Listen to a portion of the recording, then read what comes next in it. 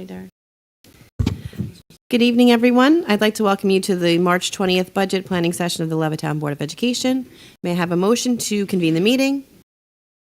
Peggy, do I have a second? Mike, all in favor? 4-0. May I now have a motion to move into executive session for the purpose of discussing negotiations? Mary Ann, do I have a second? Peggy? All in favor? 5-0. We will return at 7:30. Please note that we will recite the Pledge of Allegiance when we return to open the planning session. Thank you.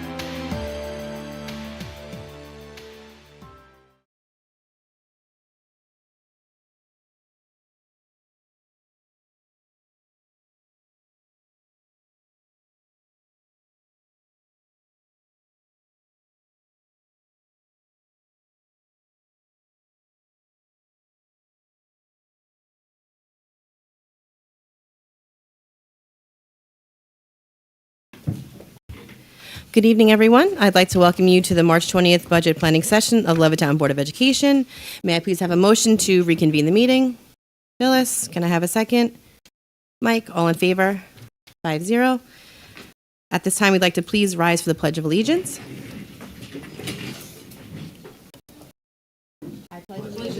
To the flag of the United States of America and to the republic for which it stands, one nation, under God, indivisible, with liberty and justice for all.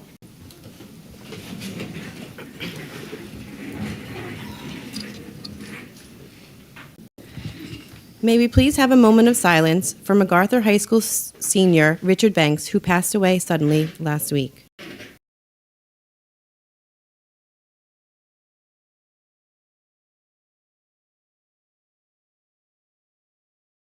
Thank you. Please remember to keep Richard's family in your thoughts in the days and weeks ahead. Please note James Moran is excused from tonight's meeting. I'm going to now turn the meeting over to Superintendent Winch. Thank you, Ms. Messina. So at this time, we have some recognitions that we're going to do. So I'm going to ask the board to come into the front of the table here with me.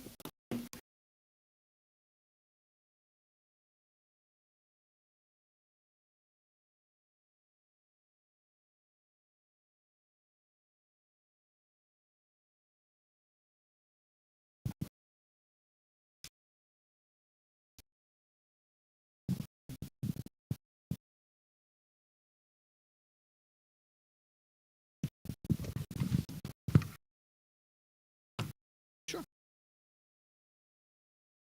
We're going to do PTA first. Okay, so tonight we are honored to recognize the leaders of our PTAs and our food service committees.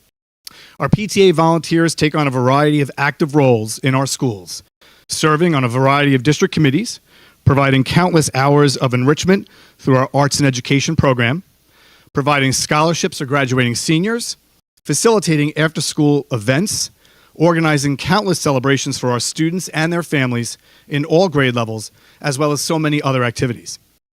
Their service to the community is so tremendous, it's really hard to measure. Tonight, we specifically recognize the leadership of our PTAs. Leadership is one of the main ingredients that drives the vision and mission of this organization. It takes countless hours, dedication, endurance, and integrity to lead our PTAs so that the organization can truly benefit the thousands of students who attend our schools. Their ability to find time to volunteer as they do for our students during the very busy world that we live in speaks volumes. As it's been said, volunteers do not necessarily have the time, but they have the heart. Taking on the mantle of leadership in volunteer organizations is an enormous commitment that most individuals shy away from. It is our great pleasure to recognize the following individuals for their leadership roles in PTA Council, as well as the presidents of our building PTAs. When I announce your name, if you are here, please come on up. I know not everybody could join us. PTA Council President Beth Lyons. I think Beth is away at the moment. PTA Council First Vice President Kathleen Pedrick. Second Vice President Karen Martinez. Treasurer Michelle Siegel. Recording Secretary Lauren Listingi. Corresponding Secretary Krista Hill. Immediate Past President Mary Ganga. Abbey Lane President Rebecca McCrae.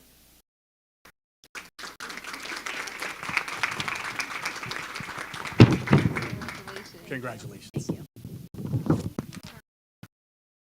Abbey Lane President Janine Quigley.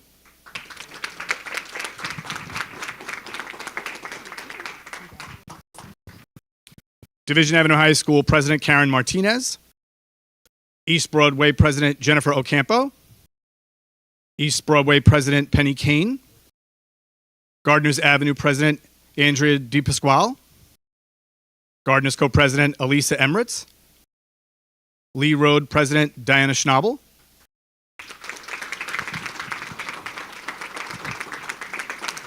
Thank you for all you do. Lee Road Co-President Amanda Sanchez.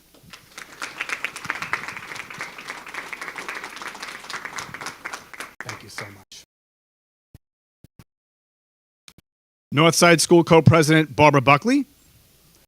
Northside Co-President Marinda O'Toole. Sauk MacArthur High School Co-President Donna Ganaris.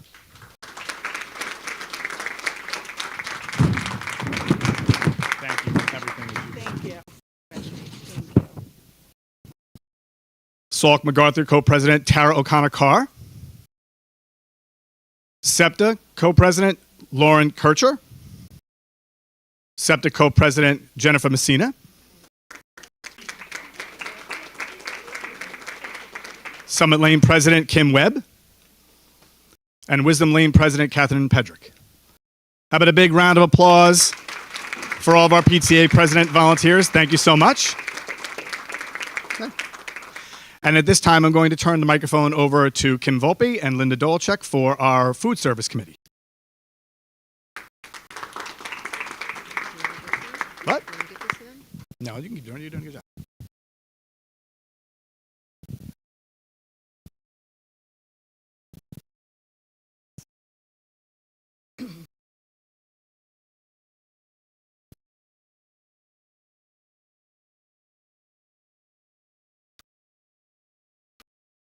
We'd like to thank the members of our committee, both students and parents. And when you hear your name, please come up. Loretta Rowland from Abbey Lane. Thank you so much. Bea Adames from East Broadway. Teresa Henschel from Gardners Avenue. Jennifer Trezza from Lee Road. Yaliz Cipriano from Northside. Diane Murphy from Sauk. Eileen Lynch from Summit Lane. Janine Quigley from Wisdom. Thank you again. Thank you, Janine. Camille Rella from MacArthur. And Tony Perikas from Chartwells, and Michelle Seawich, also Chartwells. Michael Fabiano. Kim Fulpe. Kaylin Aniano, who is our student member from MacArthur. Alex Healy, our student member from Division. Robert Ruocchio, our student member from Sauk. Thomas Cheswick, student member from Sauk. Joseph Mendelia, our student member from Wisdom. And Michael Pappas, our Board of Ed representative. And me. Thank you. Thank you.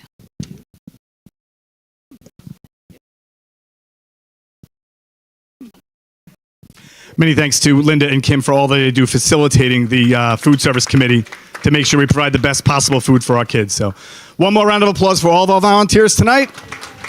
Thank you so much. That concludes our recognitions. Thank you.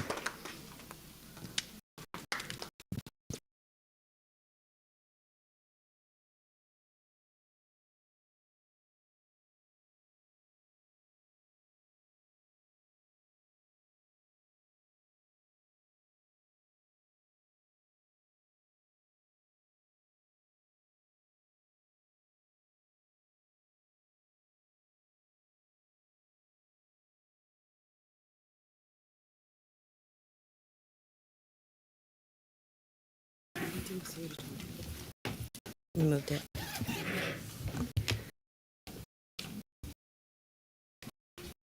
Good evening, everyone. Thank you for attending tonight's meeting. Typically, comments on non-agenda items are not entertained at a special meeting. However, we do recognize the effort that you've made to join us this evening, and we respect your right to express your thoughts and concerns. May I please have a motion to suspend the rules to allow for public be heard, period, on general topics? Mary Ann, second. Mike, any discussion? All in favor? 6-0.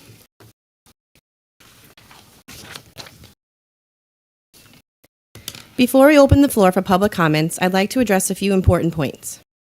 We find ourselves in a delicate position bound by legal constraints regarding the privacy of our employees and our students.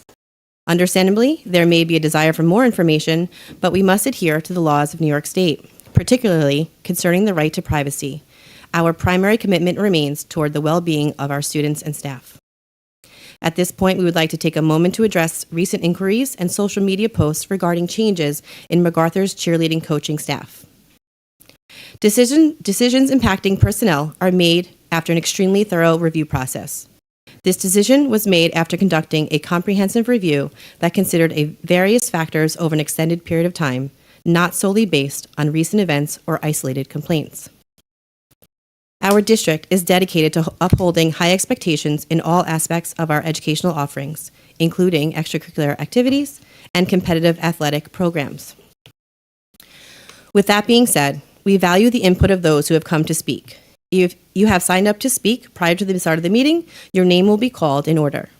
When your name is called, please ensure you state your full name and address and share your comments or questions. Comments and questions should be directed to the board president rather than individual members. Only district residents may speak. We must emphasize that personal attacks on students, staff, administrators, or board members, or behavior that disrupts the meeting will not be tolerated and may result in the adjournment of this meeting. While we're here to listen to your concerns, please understand we cannot and will not engage in a back and forth dialogue due to legal and privacy concerns. As per our public be heard policy, each speaker will be allotted 3 minutes. We kindly request that discussions regarding staff and students be conducted with sensitivity, avoiding any potential violation of their rights and privacy. Thank you. We will now move to our public be heard period. Is this the first one or the last? Yeah? Okay.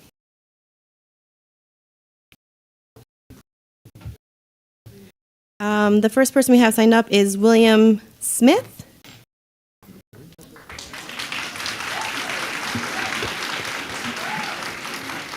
I thought I was the last person, but anyways, I'm the first person. Well, That's how it works. But I stand up here on behalf of not here to represent my son, but this team, the blood, sweat, and tears that they put in, the heartfelt love that they put into these mats, and work so hard to see, with not a fair chance to be heard as a student, to be heard as a team and a program, that they were united, days in, nights, weeks, meets, and I believe that what I stand here before is about honor and respect, and that what these kids have for their coach, that they deserve a chance to be heard and their hearts felt. And I didn't write anything. This is coming straight from my heart, and it's not about the kids. It's about the program, and it's about the future that they have. That is, they're holding a glass in their hand, and that glass is shattered, and their dreams are being broken before them. And I feel that they deserve a fair chance. And thank you for hearing what I got to say.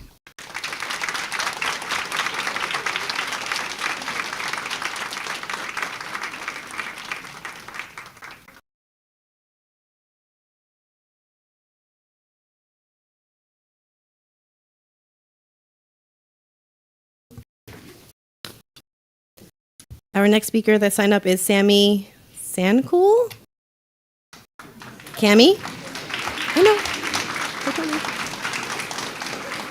Cammy, can you just make sure you state your name and your address, please? And then you can start. Thank you. Cammy Sankule, 2858 Lawrence Drive, Bond. Hi, my name is Cammy Sankule. I'm a junior at MacArthur High School, and I've been part of the varsity cheer team since my freshman year. As a rising senior, I'm absolutely devastated that Coach Nessler will not be a part of my final season as a MacArthur cheerleader. I entered this program as a shy and timid freshman, and throughout these last 3 seasons, Coach has helped me find my voice. She has taught me to test my limits to be the best student, teammate, and athlete I can possibly be. She treats her athletes like her own children and our team like her second family. Without Coach Nessler's guidance, I fear I won't be able to accomplish my dream of cheering at the college level. I'm asking you to reconsider your decision and allow us to have our coach back. Without her, our cheer family is incomplete. Thank you for your time.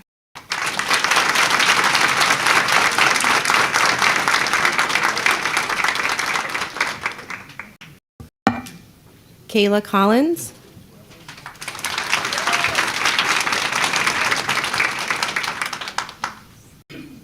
Hello. Oh, sorry. Hello, my name is Kayla Collins. My address is 20 Return Lane, Levittown, New York, 11756. Ladies and gentlemen of the Board of Education, my name is Kayla Collins, as not only an alumni of MacArthur High School, but also an alumni of the cheerleading program. I come before you today with the matter of demands and the community's urgent attention and thoughtful consideration. It is regarding the recent suspension of our dedicated and caring cheer coach, Lisa Nessler, a dedicated individual who has tirelessly given her time to care for and mentor every student and cheerleader personally.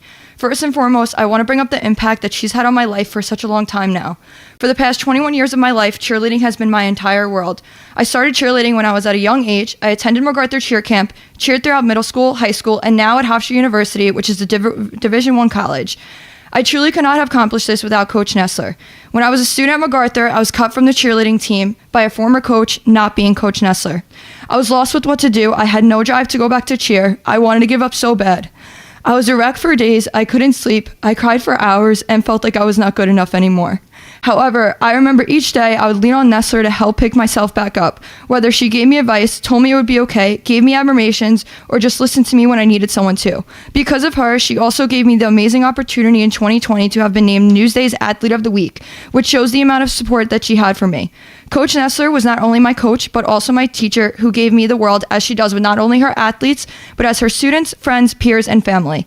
Being on a college cheer team, we have a game team, a traditional team, and a game day team, where we are separate. Technically, game day or traditional are two different seasons, but Coach Nessler brought all 56 athletes down to nationals to give everyone an amazing opportunity to have the same experience as everybody else. If you ask any other coach, they would tell you they take half the size of that, which is all in the name of inclusion. Coach Nessler has been there for me since the day I could remember, and she still is to this day.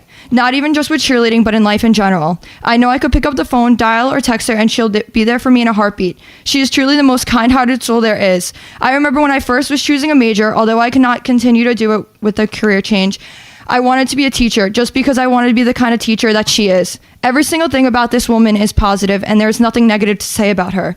If you ask anyone, they'll tell you she is the most amazing person you'll ever meet. Nessler taught a class I was in called 21st Century Leadership Skills. In this class, she taught me and the class what it takes to not only be the best person, but also what it takes to make a positive impact on someone. I now try to be the best version of myself every day because of what she taught me. Being a cheerleader is not only being a part of a team, but a family. No coach ever should have to go through something like this because she has put her all into such an amazing program. Coach Nessler has been a mentor, a role model, and an inspiration to countless young individuals, including myself. I think continuing with this decision would not only tear apart the program, but hurt all athletes who are on the team, thinking about joining and who plan on doing so in the future. We were always told by our social studies teachers to be informed people and to get more involved in our government. Well, here we are. This is your opportunity to show that being involved in the community actually gives us a voice that matters. Let us know that you hear us. While we truly appreciate you listening to our concerns, we hope that you reassess and reevaluate this decision for the sake of the school, the cheerleaders, the students, and the program as a whole. Thank you. Thank you.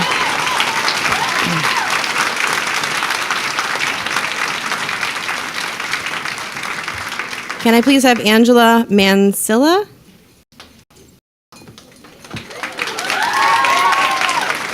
Oh, Angelo, maybe? Sorry. If you could just please say your name and your address. Thank you so much. Good evening, everyone. My name is Angelo Messia Ramos. Sorry, can I put this up? Okay. My name is Angelo Messia Ramos. I'm from 37 Sprucewood Drive in Levittown. So my name is Angelo Messia Ramos. Thank you for your time. And I am a proud MacArthur cheerleading alumni. I am currently a D1 cheerleader at St. John's University. This past January, I competed at the UCA College Nationals and placed second in the nation. On the MacArthur team, I was a JV captain and a game day captain. I was also awarded an all-county award my senior year. I'm so proud of my own accomplishments. However, I wouldn't be standing here without the opportunity and support MacArthur Cheer has provided me. And beyond all that, Coach Lisa Nessler. She is the reason why I'm here where I am today. I am here to use my voice to plead to you all, the Board of Education, to reinstate Lisa Nessler back into her coaching position. Lisa Nessler was not only my cheer coach, but also one of my most memorable and inspirational teachers. Transitioning into high school was a huge change that made me petrified. However, before going into MacArthur, I already knew that Miss Nessler and how much of an amazing educator she was. I had heard countless stories about how she created a safe and welcoming environment in her classrooms that brought so much joy and happiness to her students. And all of those stories couldn't come even close to how great of a person she really is. Within the classroom, she's a passionate role model who exudes patience, love, and intelligence. I knew that she was going to change my life, and she sure did. Both academically and in cheer, she has forever changed my outlook on individuality. Miss Nessler encouraged me to do cheer, and at first it frightened me. I was afraid of a harsh reality that I would be judged and neglected by my peers in the community. However, she decided to put me on the team and give me a chance to confront my fears, and I will forever be thankful for her advice and her support. She gave me the confidence and comfort to be able to participate in a sport that I soon learned to love. I continue to cheer today in college, and I plan on going further and coaching in the future because of the role model that Lisa Nessler is to me. She wasn't just a teacher and a coach, but a mother as well. She has taught me so much, and I can't express how thankful I am for her presence in my life, and she will forever be part of my present and my future. I beg of you to please reinstate the wonderful Lisa Nessler back into her coaching position. Coach Nessler loves her athletes and her job and has done nothing wrong. Please allow her to do the job that she loves most. Please listen to us. This community needs her, MacArthur needs her, and all these girls need her back. Thank you.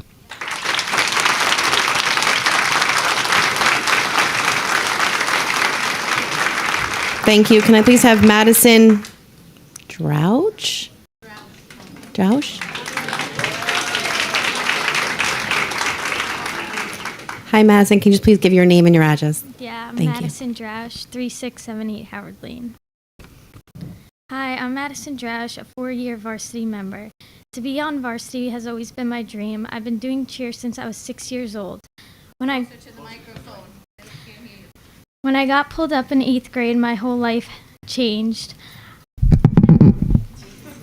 When I got pulled up in 8th grade, my whole life has changed. I've had a parent figure leave while I was in cheer season. And Coach Nessler was right there by my side the whole time.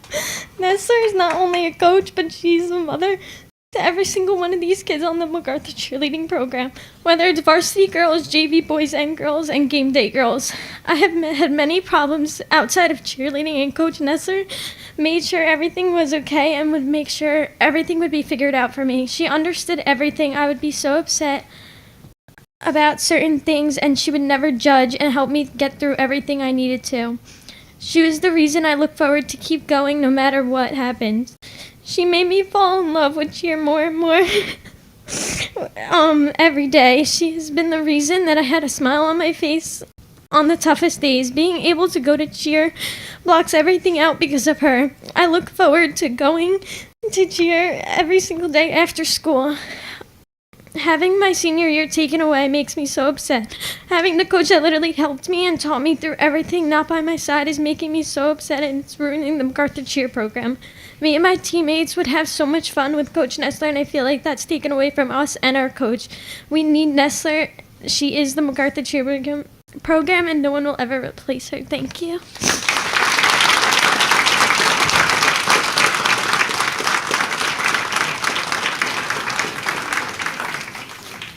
Next is Stacy Reynolds.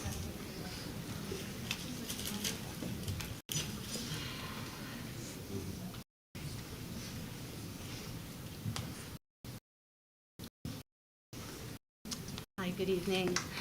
Stacy Reynolds, 2958 Ruth Road. I will be reading a personal letter that I had wrote to Mrs. Nessler. Dear Coach Nessler, as we come to the end of another successful cheerleading season, I wanted to take a moment to express my heartfelt gratitude for your dedication and exceptional leadership as the coach of the varsity cheer team at MacArthur High School. This marks my daughter Samantha's second year on the varsity cheer team and her second year under your guidance. During this time, it has become abundantly clear that you are more than just a coach. You are a teacher, an inspiration, and a true role model for all the cheerleaders on the team. Your dynamism of our cheerleading team is a testament of your exceptional leadership. As you know, a team,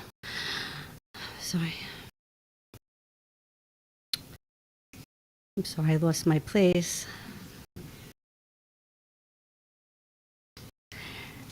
As you know, a team is only as good as its leader, and you have consistently exemplified the qualities of an outstanding coach. Throughout the season, you have not only taught the team the technical skills of cheerleading, but also instilled the team in invaluable life lessons of grit, determination, and the unwavering will to never give up. Your dedication to fostering qualities such as leadership and teamwork has had a profound impact. I knew I should have had a written letter. I'm sorry.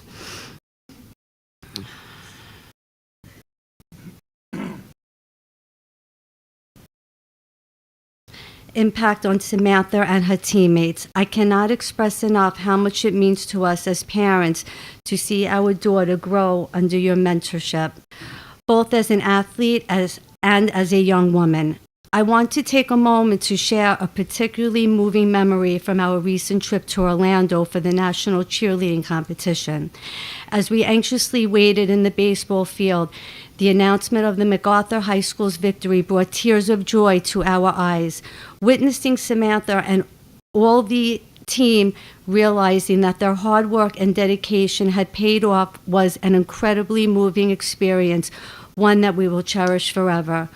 Coach Nessler, on behalf of Samantha, myself, and the parents whose children you have touched, I want you to know that your relentless efforts and genuine commitment never go unnoticed. Your dedication to the success and well-being of the girls transcends the realm of sports and has a lasting impact on their lives.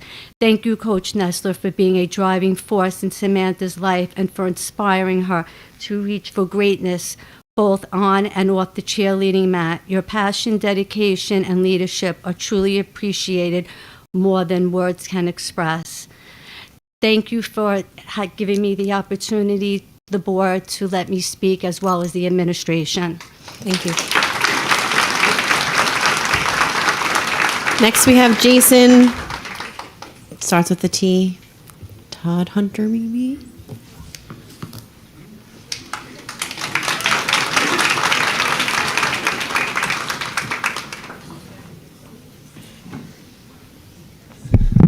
Jason Todd Hunter, 110 Saddle Lane, Levittown, New York. I just want to echo a lot of the sentiments that you've already heard about Coach Nessler. You know, I watch her coach. I see the way she interacts with the kids, and there's a lot of lessons that they learn from her that they don't get in a regular classroom. Dedication, hard work, drive to be the best you can. She really puts a lot of time, her own time, into this. She reaches out to families. She's helped struggling families with the tournaments. I hear nothing but good things about her in the classroom. I know you can't take these matters lightly. I'm sure you try to look into these things, but it really seems like maybe you're taking the feelings of a few and you're putting them in front of many. These people, I don't think anybody here was ever asked. You know, nobody ever asked us how we feel about Coach Nessler. No one talked to the kids about how they feel about Coach Nessler. You've put everybody in front of them. You're doing more damage to these kids than you are. I know you like to throw out that, you know, the kids' best interest is there, but this isn't in the best interest of the children. These kids love their coach. No one spoke to us. No one, you know, I don't know how you investigate these things, but I think you came to a rash decision, and I'd like to see you reconsider it. Thank you.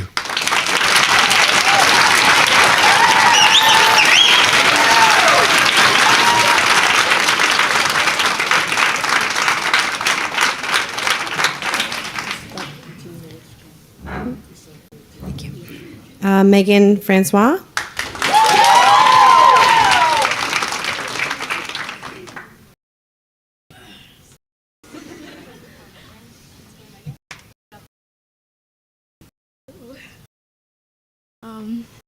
Hi, my name is Megan Francois. I can say that. Sorry, Megan, can you just give your address really quick? Sorry, 138 Duck Pond Drive North. I can say for one that I'm actually very new to cheerleading, and Coach Nessler made me feel welcome. One of the first people when I first made varsity game day.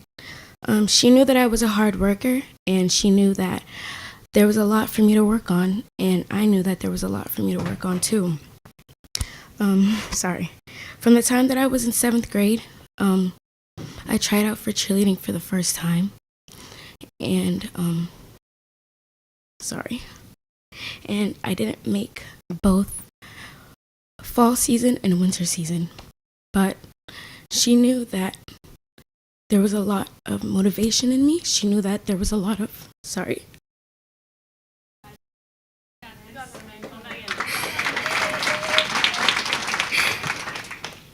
She knew that I was capable of what I can do. She knew that my thoughts could eventually be right there. She knew that I had a lot of light in me.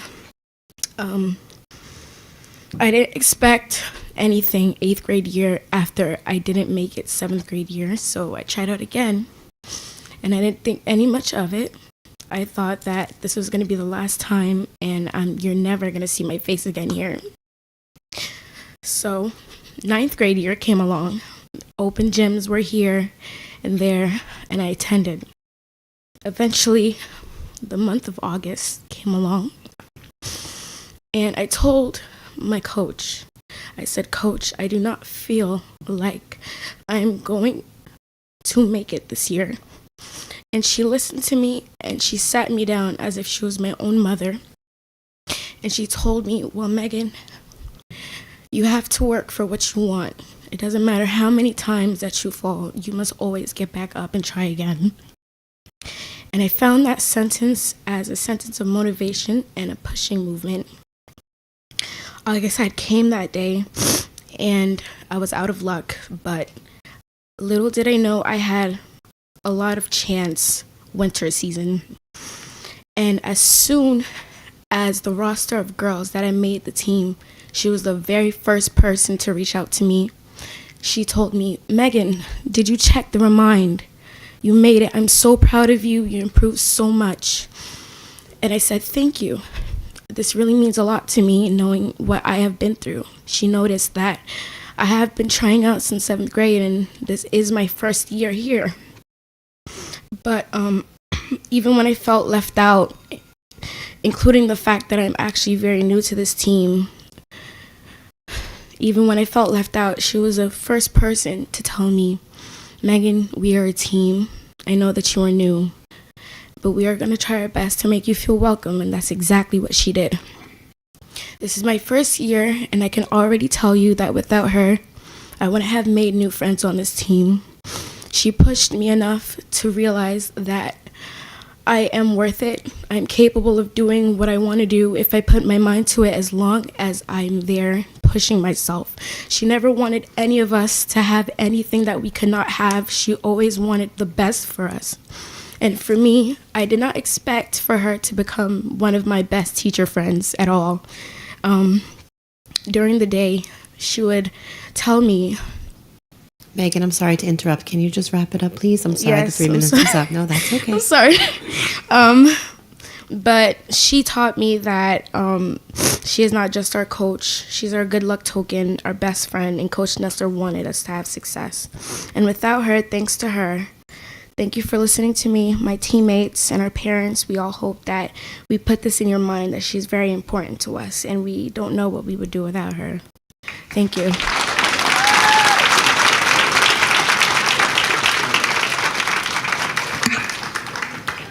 Sam Reynolds.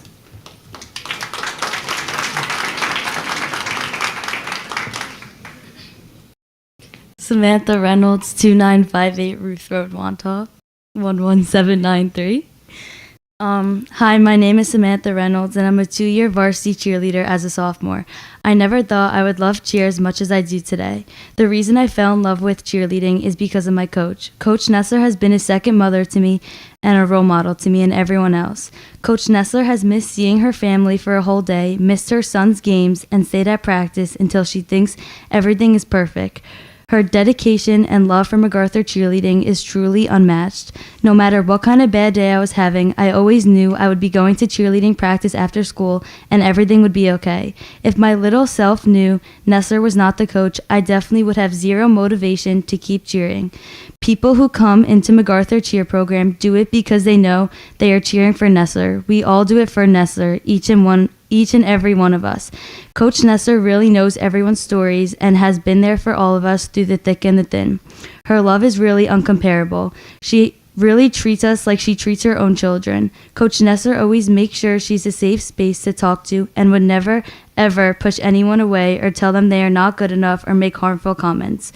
Lisa Nessler is MacArthur cheerleading and our motivation. MacArthur cheerleading most definitely would never be the same without her. All of our success would not be possible without her. No one can take that away from our team and program or replace her. We all need her. Thank you.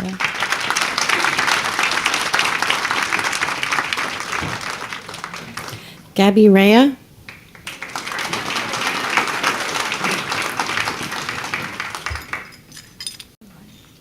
Gabby Rhea, 2904 Campbell Avenue. Just like every other cheerleader in this room, I am making an effort to express my feelings about my coach. I am a junior in high school, which would normally mean I have had 3 years of experience on this team. However, my senior year would be my 5th year returning to this team, and that wouldn't be possible without Nessler. When I was in 8th grade, she saw a vision and future for me when no one else did. Continuing with that, my sophomore year of high school, she made me a captain of the varsity team. With that comes a lot of self-doubt and self-consciousness because standing up to a team with underclassmen and upperclassmen isn't an easy job. But she made it okay. There have been so many occasions where I told her I don't think I can handle the pressure and the position. She reminded me every single day why she believed in me and why she put me in this position. She's not only a coach to us. She's another mother figure. She is a shoulder to lean on when you need it. She's your motivation to keep working. She's the person you go to when you need to just let out your feelings, and she is a voice inside of you telling you that you are good enough. There are not many other sports and athletes out there who can say the same about their coach. I have been cheering since I was 6 years old, and just like every other girl in this room, my dream was to be on MacArthur varsity cheer. If my 6-year-old self heard about the situation now, she would be so upset and disappointed to the fact that I don't even think I would continue to cheer. I've had a handful of coaches in my career as a cheerleader, and she is the only one who has made a true impact on me. She dedicated her whole entire summer every single day from 9 to 11 in a hot, sweaty gym with a bunch of girls to get our season going. She starts not only 1, not 2, but 5 months before fall season comes around to prepare us for the season. I'm not only speaking for myself when I say this. The class of 2025 athletes feel like we had our hearts ripped out of us. Maybe I am biased, but there is no other grade that is more hardworking, dedicated, committed like we are. Just like every other senior who has graduated, we deserve a real senior year. Many of us dreamed of going to college and cheering at our dream school. Without a coach, that can't happen. I believe that it is unfair that none of our voices were even heard during any of this. It is not fair that this whole program has to suffer and potentially ruin our future careers as cheerleaders. Thank you for your time.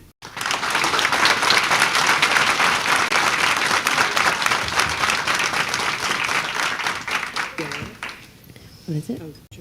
Giovanna DiChiara.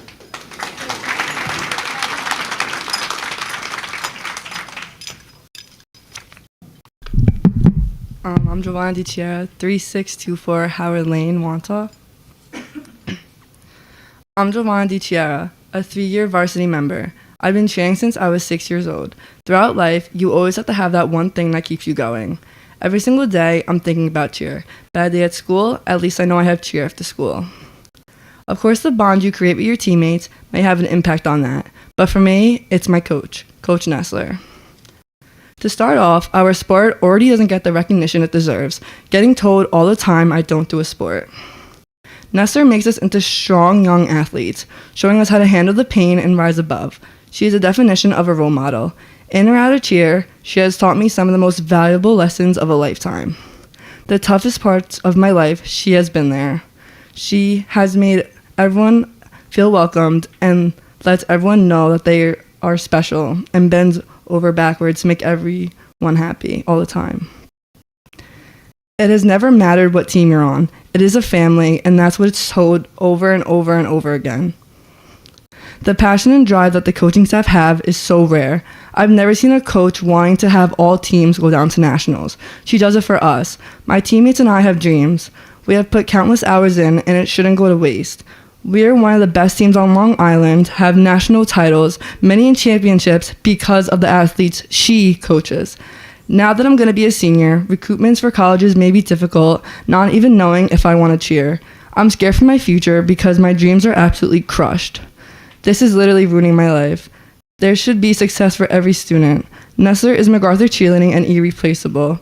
Everyone wants to make the team to be coached by Nestler. She is involved, determined, and it's a privilege to be coached by her. How our world and generation is today, we need a Nestler. The 6-year-old in my body wants to be able to continue this journey, and that journey includes Nestler by my side. And then I have this index card she wrote me. She writes a whole index card every nationals. So this is what she wrote. This is just part of it. Giovanna, happy nationals yet again. I know you've been cheering since you've been born, but it's hard for me not to see you as a little kid, full of hope and awe of the big kids when you were little at cheer camp. I remember seeing you watch the varsity girls and try so hard to replicate that and thinking that I couldn't wait for you to come through this program. You are a dream to coach, and you make everything look so easy. You do whatever it takes we ask you to do with ease and zero complaining because you trust the process. I was so worried we were going to be down a secondary this year. I knew you could do it, but sometimes the fear of change scares people. You had the technique mastered. This is a quality that will take you far in life, and it's something your teammates need to see. You worked so hard for this. Tomorrow when you take that mat, I want you to make yourself as proud as you made me this year. You deserve it. Love always, Coach. Thank you for your time.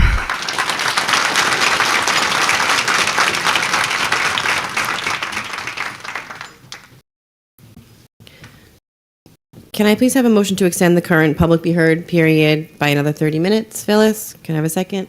Mike, any discussion? All in favor? 6-0. The next speaker we have signed up is Gabriella Lauro.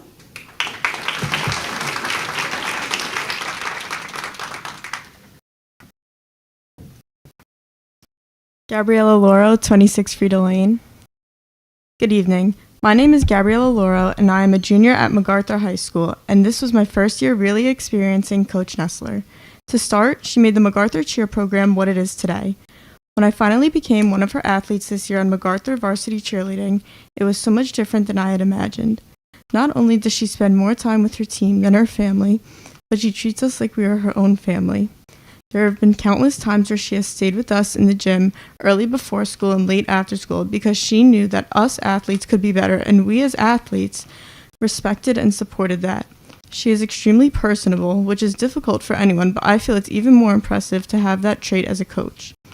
When I was feeling discouraged about tryouts this year, she pushed me to keep working myself and stay motivated, and it paid off. It was a big adjustment from JV to varsity, but she welcomed me and many others with open arms and made it an enjoyable process that led to the team's greatness. Placing 5th in the country on multiple occasions, having her multiple county championships and a state championship, and being able to say that she coaches one of Levittown's most decorated teams should be more than enough to prove that she is a phenomenal coach. She sees the potential in every athlete who walks into her gym, and if you would have asked me a year ago if I was as dedicated and talented as I was now, I would have laughed in your face, because that was before I knew the true effects of Coach Nestler. Unlike other coaches, she understands how her athletes feel, whether it's at competitions, practices, school, and even home life. As a rising senior, I, along with many others, want nothing more than to have her back as a coach. There is no other coach that will be able to see the talent in this group of athletes here at MacArthur, and I am talking about not just myself, but every other cheerleader here today and from all of her past years of coaching. Thank you.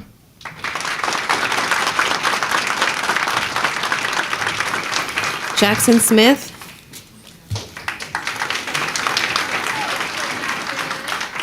Hi, my name is Jackson Smith, 3709 Libby Lane, Watson, New York. Hi, my name is Jackson Smith. I'm a sophomore at MacArthur High School and also a MacArthur cheerleader. Coach Lisa Nessler, our beloved MacArthur varsity cheerleading coach, has been an inspiration and a pillar of support for many young lives in Levittown, New York. Her dedication to her team and her unwavering commitment to their growth, both as athletes and individuals, is astonishing. However, the coaching suspension is unjust and will disrupt this positive influence she has on the Levittown community. Coach Nessler's impact on the community extends far beyond just coaching. She has been instrumental in shaping the character of countless young people who have passed through her program. Her approach not only fosters athletics, but also instills values such as teamwork, discipline, and resilience, skills that are invaluable in life. A few people should not get in the way of an entire program. All athletes should have had the opportunity to be interviewed about their experiences. It is crucial for us to remember that a coach's influence can be profound on their students' lives. Taking a coach away from their athletes is very detrimental because that's all Mac Cheer has ever had. Lisa Nessler, when I started cheer freshman year, I wasn't the best and did not make the team. But Nessler and I talked a lot throughout the year, and she kept pushing me to try harder and harder, and I didn't stop. I came back this year a whole new athlete, and that is because of Coach Nessler. Having that extra push was what I needed, and Nessler was there. Being a MacArthur cheerleader has truly made me a better person. I and everyone standing with me believes that lifting the suspension will allow her to continue making a positive difference in our community. We strongly urge you to reconsider this decision so she can get back doing what she does best, inspiring young cheerleaders at MacArthur High School. Thank you for your time.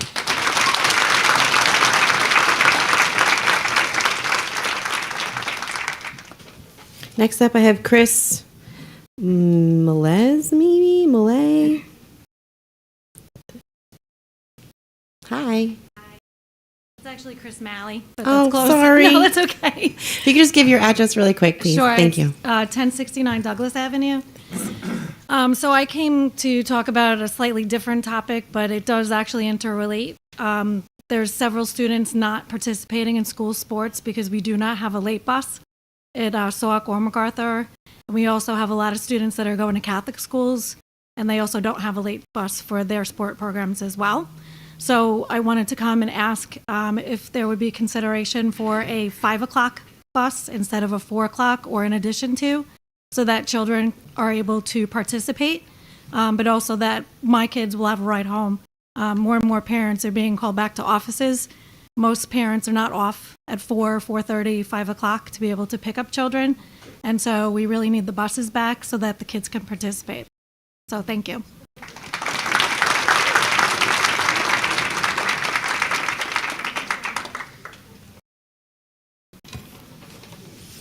Lori Karnock.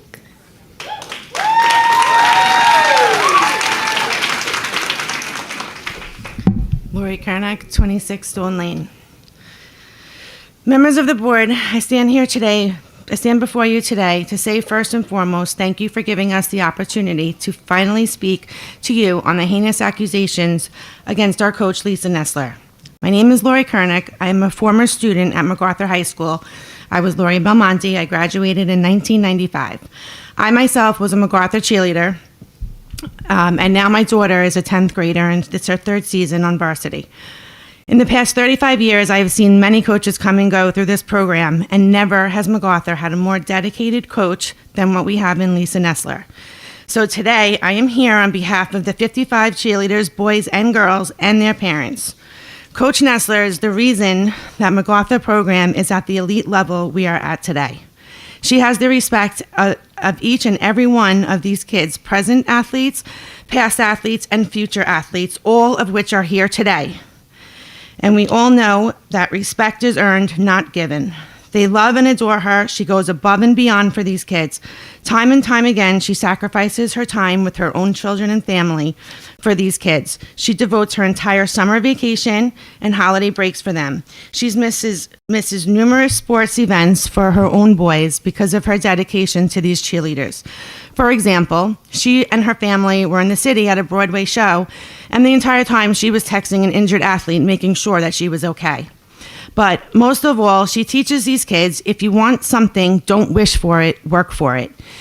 That should be installed in all children. One situation I would like to discuss personally: 2 students, my daughter being one of them, because of prior obligations, could not attend one of the biggest competitions the team goes to, the New York State Championships.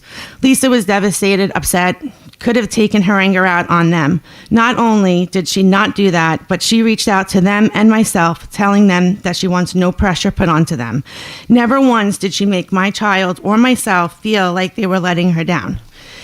She made a really bad and uncomfortable situation a little bit easier, and I'm forever grateful for her for this. I even have prior text messages saved as proof.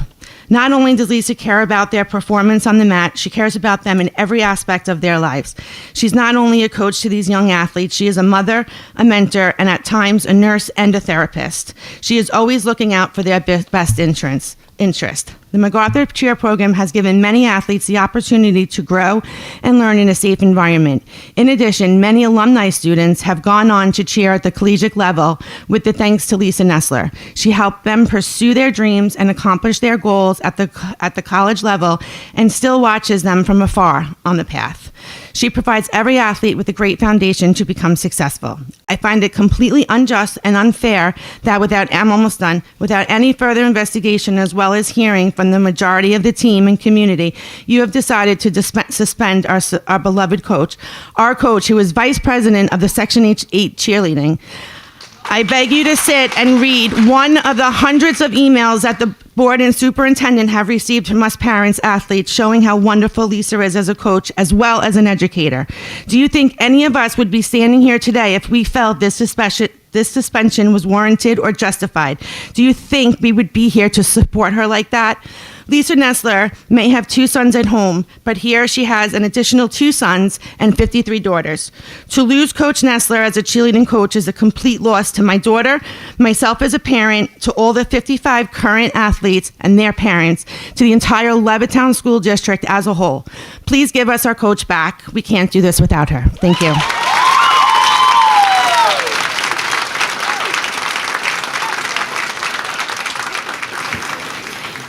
Patty Collins. My name is Patty Collins, 184 Red Maple Drive East. Good evening, Levittown Board of Education members. Thank you for hearing us. I am here in strong support of Coach Nessler. I have known Coach Nessler since she started at MacArthur as Ms. Torrey. My children had her as teachers, and she coached both of my daughters in lacrosse. As an untenured teacher, I saw a wonderful young woman dive headfirst into her job, helping her students be all that they could be, and that enthusiasm did not end with her when she got tenure. It is still in force to date. She gave 110% to her students and the athletes.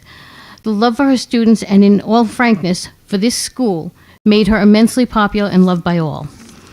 In the time since my children have graduated, I've had a number of other family members come through MacArthur. This includes my 2 stepchildren and, most recently, my great-niece, a current varsity cheerleader. I've known for a fact that the love and respect is still there. Coach Nessler was an outstanding coach to my stepdaughter. She was always kind and helped instill confidence in her, a confidence that I hadn't seen before. All that guidance and support helped enable her to have a successful college career and included being a Hofstra cheerleader. Coach Nessler has taken MacArthur Cheer from good to great to outstanding, and this year won one of the top 5 in the Nationals. She's a strong and incredible mentor, teacher, loving and caring woman. She treats her team as if they were her own children. She has taken away time from her own family and dedicated to this team. The love and respect they feel for her is shown over and over. Just the support here tonight should show everyone how strongly we feel. Represented here tonight is not just current students and parents, but many of MacArthur's alumni, and they're all here to support one of MacArthur's best. You know, once a general, always a general. So basically, what I need to say is that this suspension is unfair and unnecessary. The action taken was too swift, premature, and truthfully not investigated. None of the girls were interviewed. There is no way that this should be happening to this great lady that literally lives and breathes MacArthur blood.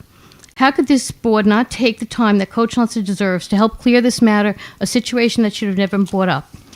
The lack of support to one of your best and most faithful employees is sad. When you are elected to this position, part of your what are you supposed to do is protect the interest of your taxpayer, students, and your employees.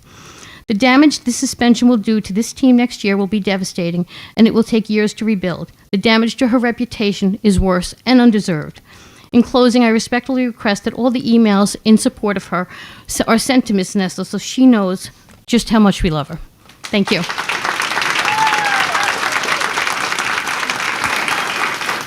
Nicole Amato.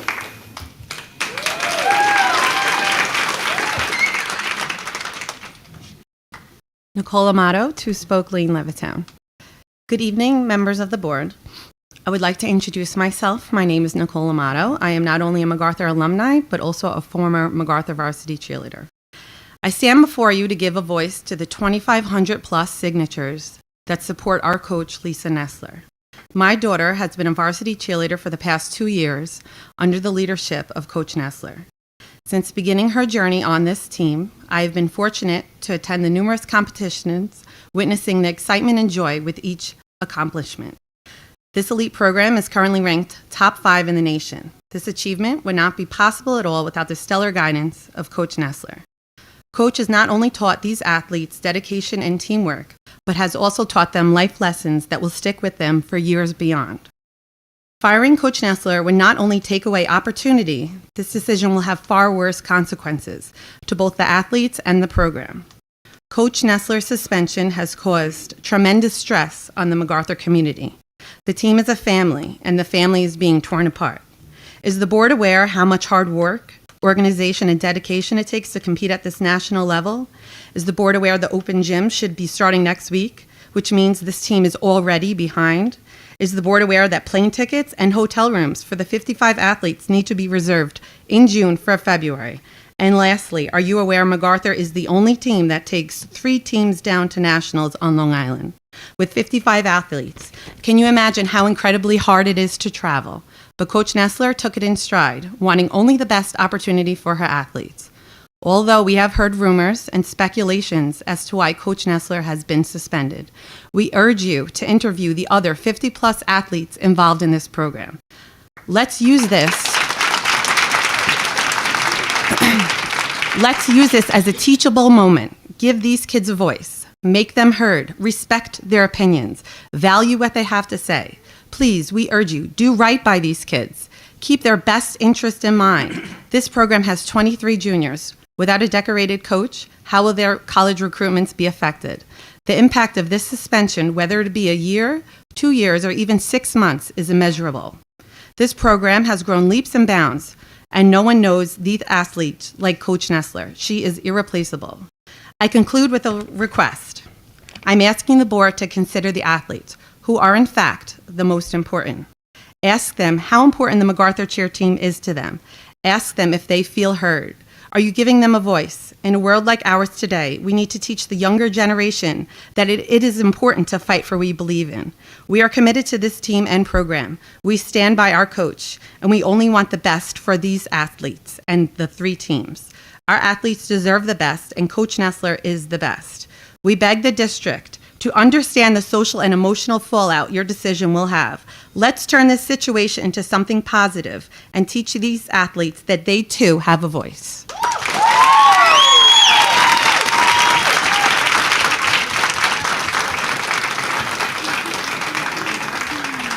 Lauren Masana.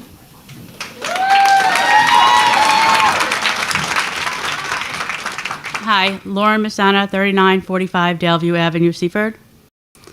I am one of 54 moms whose child was never questioned if they felt Coach Nessler was unfair. I have 2 girls within the program, one on JV and one on varsity. This coming year, my child will be a senior.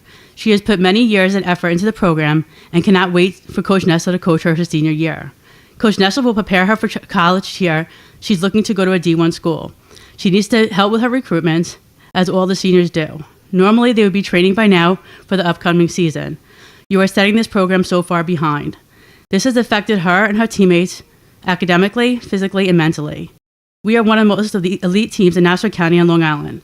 No one but Coach Nessler will have the experience to teach on elite level stunts. What will happen when all these injuries happen? It is not any coach that has the skill and knowledge to teach these challenging and difficult stunts in a safe manner. Please keep in mind the traditional team competes for 2.5 minutes. In that time, they have to make it count. Kids cannot go in and out like other sports. They need to put the best on the mat for the best outcome. They are the ones representing Levittown on a national level. Without them, we will not be at a national level. Coach Nessler has empowered these girls to master these stunts. I doubt you can find another coach who will be able to accomplish taking 3 teams and 56 children to nationals, who will be able to fundraise $150,000 for all these students to go. JV probably will never have a chance to go to nationals again. Coach Nessler is more than just a coach to many children. My child had struggled for the first 2 quarters in school terribly. She reached out to Coach Nessler and told her that she had to give up the game day team until she got her grades up. Coach Nessler did not let her quit. She knew that my daughter had a passion for cheer more than anything in her life. So she sat with her in her off periods and taught her time management. She taught her how to study for her exams. My daughter's grades went up this last quarter over 8 points per subject. She taught her to believe in herself. Coach Nessler leaves her children and her family sometimes from 3 o'clock till 8:30 at night between all 3 teams. She puts together nationals itineraries, books flights, hotels, and camps. But most of all, she loves these athletes beyond the mat. She teaches these girls that they're worth more. She teaches them to stand up for themselves. Please, for the benefit of these children, including my child that will be a senior next year, please reinstate Coach Nessler. Without her, the MacArthur Cheer program will not be a success.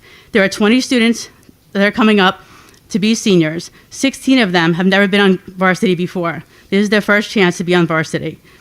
And most of these children will not be able to go to college, cheer in college. At the least, have a third party come in and pick teams fairly and let Coach Nessler teach the athletes who are comfortable with her. That's fair. We have picked a few of the 100 people to speak for you today. We will be back in April with the rest of the children who want a chance to speak. Let's make this a teachable moment for these children. Encourage them to speak up for what they believe in. Encourage them what they taught in MacArthur was to speak up for themselves. Thank you in advance for considering the reinstatement of Coach Nessler and letting us express what an asset she is to the Levittown community, as you can see with 2,500 signatures in less than a week. And almost all of her athletes are on this petition. Can I leave this with you? Vanessa, can you grab it? Thank you. Next, we have Jamie Novello.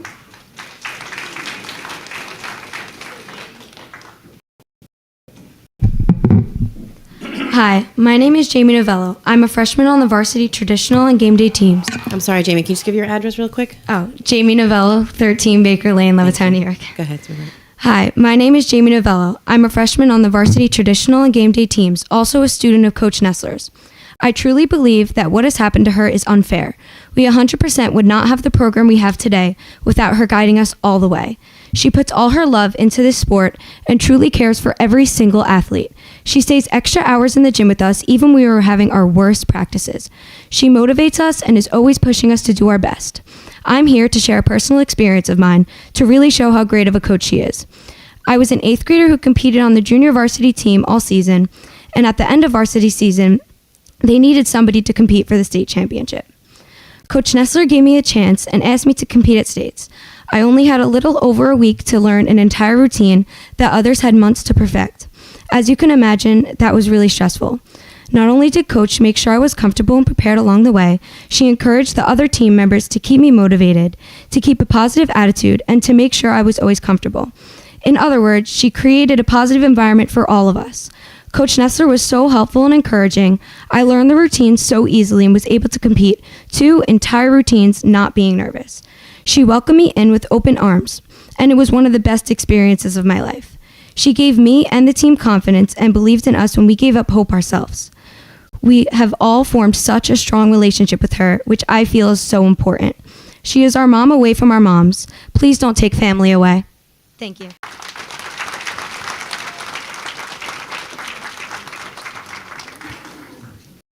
Next, we have Stephen Belmonte.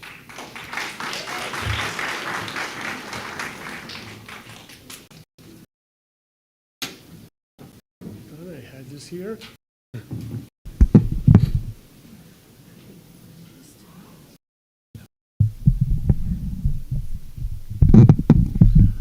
Okay, my name is Steve Belmonte. I'm at 3940 Bayberry Lane, Seaford. I'm here today in support of Coach Nessler. I've been a resident of Levittown over 45 years now, and I'm now watching my second generation go through the MacArthur cheerleading program. All of my kids have participated in Levittown sports and have benefited greatly from the coaching that they have. And watching Lisa cheer my granddaughter now has been a joy to watch because she has exhibited the leadership and the commitment and the dedication of the development of these girls. To have the board consider the opinions of two disgruntled parents over the 50-plus cheerleaders and parents here tonight is just simply wrong. What I'm more concerned about, though, is what this does in the bigger picture. To have every coach in every sport in Levittown now have their decisions of playing time, of evaluation, of what position the player is. This is not just cheerleading, but all sports. To have their decisions now be challenged by one parent who could get rid of the coach simply by complaining to the school board is wrong also. So I implore you to please reconsider your decision and bring back this very professional coach, Lisa Nessler. Thank you.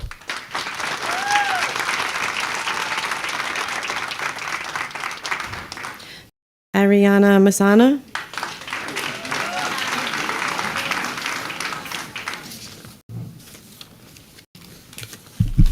Thank you. 3945 Daleview Avenue, Seaford, Ariana Masana. Thank you.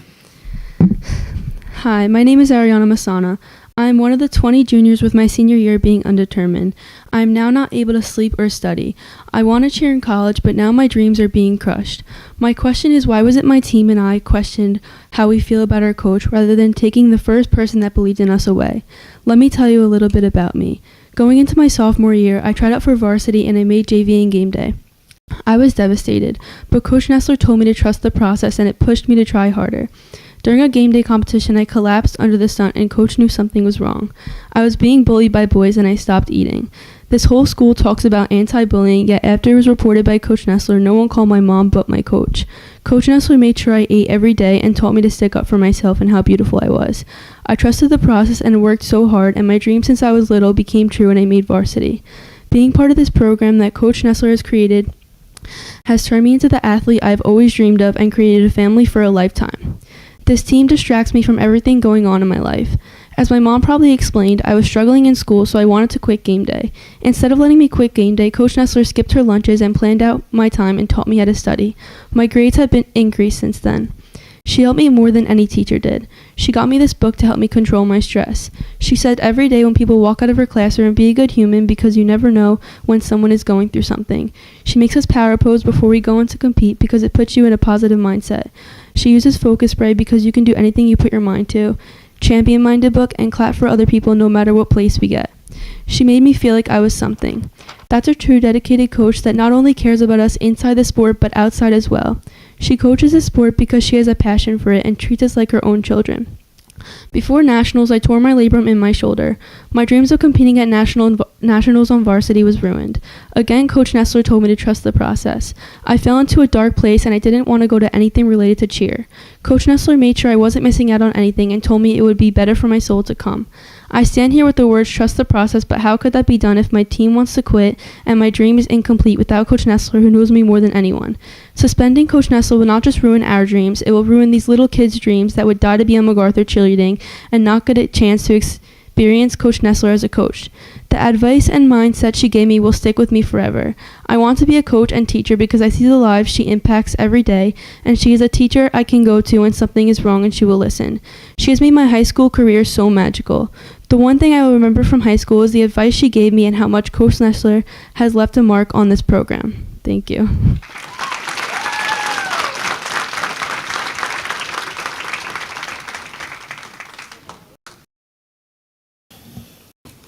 This now closes our general public be heard period. We're now going to move on with the regular agenda for the planning session. I'm going to turn the meeting over to Superintendent Winch.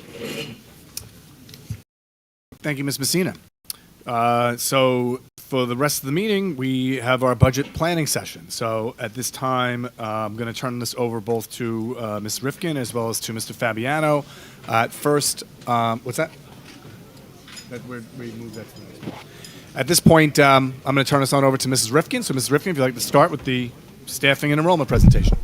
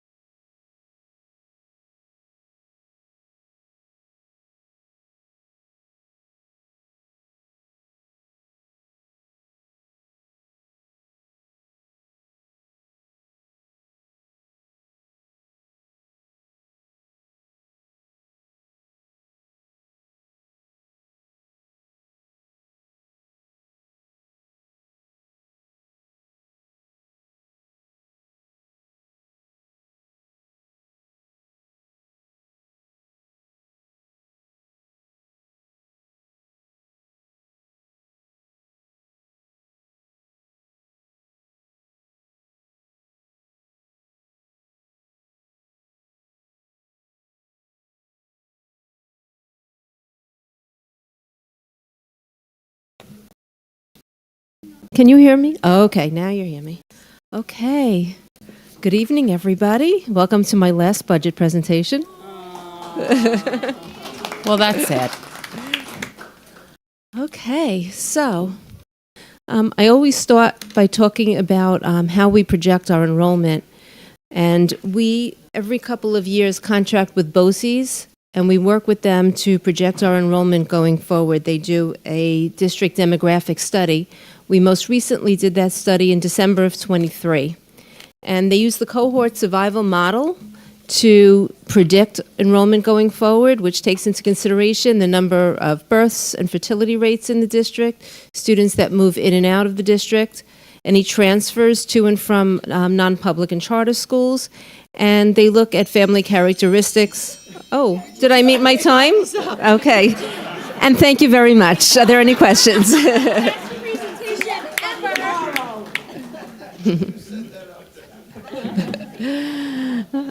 Okay, no problem. And resident family characteristics, which takes a look at how many children typically families in the community have.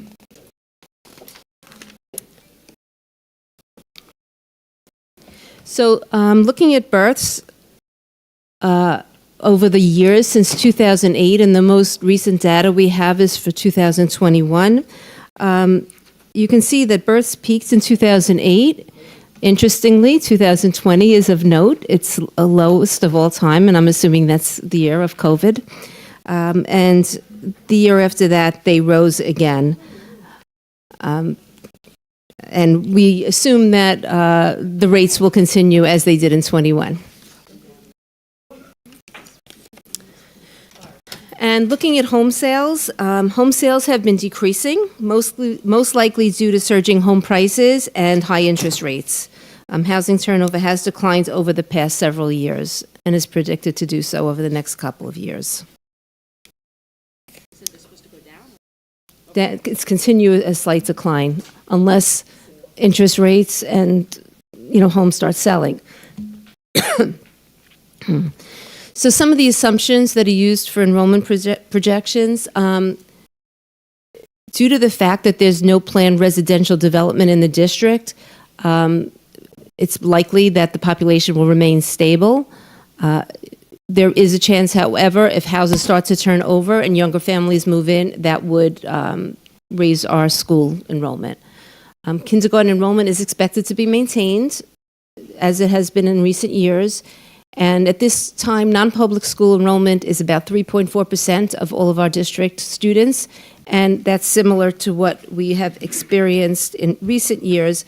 But looking back, I was looking back like at 2007, and we had 655 students, or 7.7%, going to non-public schools. So in recent years, it's remained steady, but much lower than it was previously.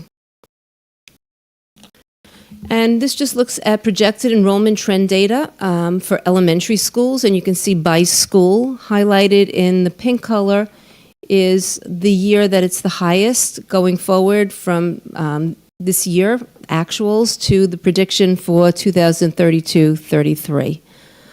You can see that it looks like next year, as a total for elementary, is the highest it is in the next 10 years or so.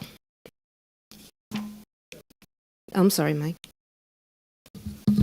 Quick question. What was the actual projected enrollment for 2023-24? How does that compare to the 3,064? I don't have the number with me, but it was about 100 or so off. I don't have the exact number. Yeah. That's why we like to do these studies regularly, like every 2 to 3 years, because obviously the more often you do it, the better that the information is. So in other words, if we didn't do it for 5 years, we would have like old data and it's not updated. It tends to be more accurate if you do it more often.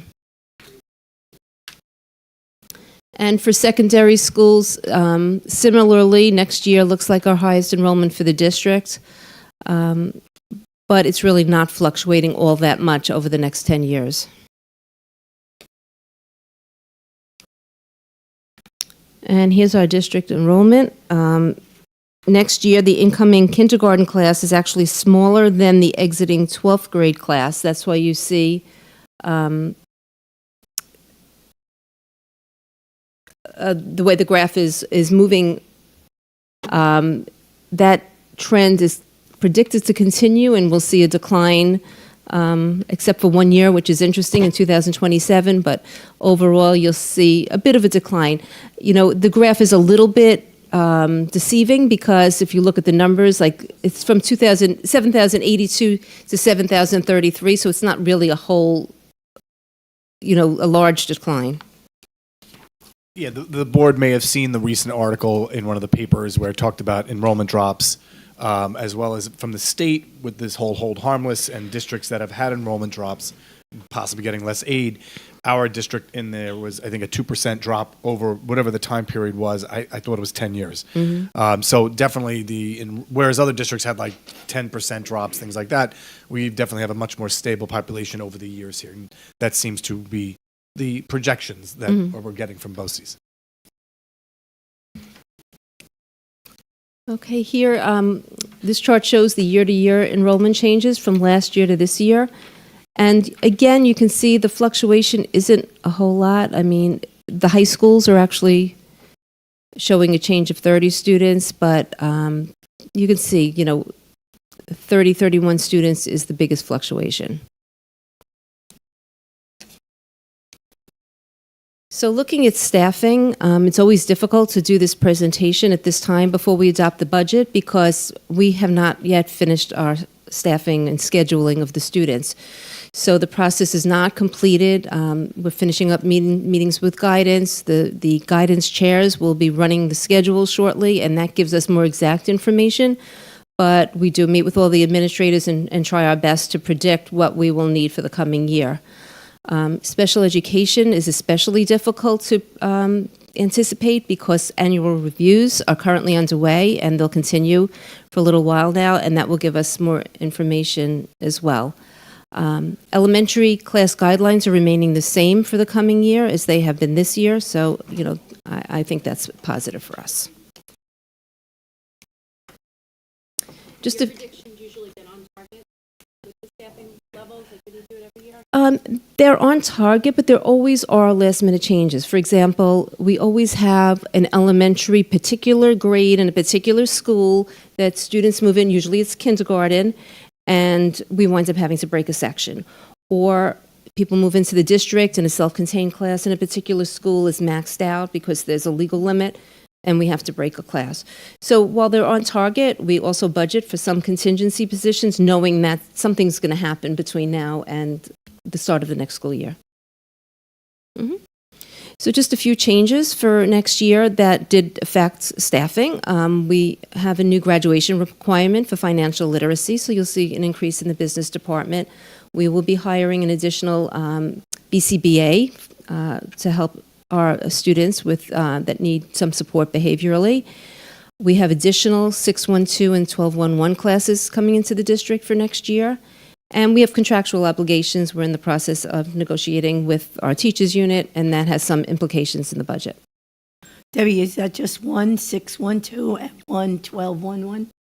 It's 2611, 612, 2612s and 1211. Are these mainly new kids coming into the district? Like, I'm not really.